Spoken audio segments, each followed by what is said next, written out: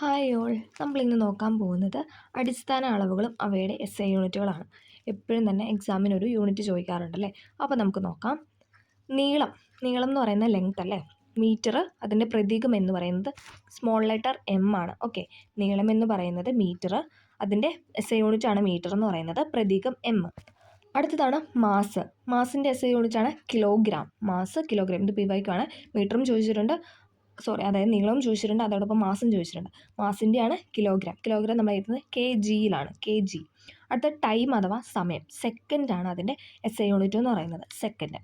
അടുത്ത ചോദിച്ചിട്ടുണ്ട് വൈദ്യുത പ്രവാഹ തീവ്രത അഥവാ ഇലക്ട്രിക് കറൻറ്റ്, ആംബിയർ ആണ്. വൈദ്യുത പ്രവാഹ തീവ്രത അഥവാ ഇലക്ട്രിക് കറൻറ്റ് എന്ന് പറയുന്നതിൻ്റെ എസ് ഐ യൂണിറ്റ് ആംബിയർ.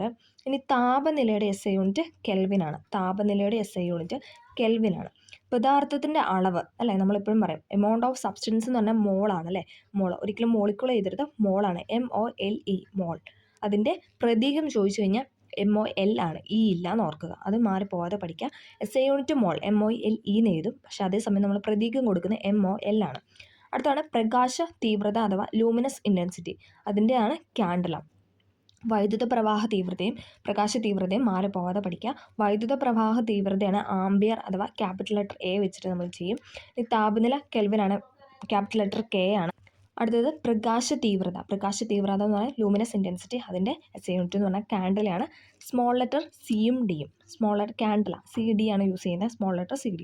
ഒന്നും കൂടെ പറയാം. നീളം മീറ്റർ, മാസ് കിലോഗ്രാം, സമയം സെക്കൻഡ്, വൈദ്യുത പ്രവാഹ തീവ്രത ആംബിയർ, താപനില കെൽവിൻ, പദാർത്ഥത്തിൻ്റെ അളവാണ് മോള്, പ്രകാശ തീവ്രത ക്യാൻഡല.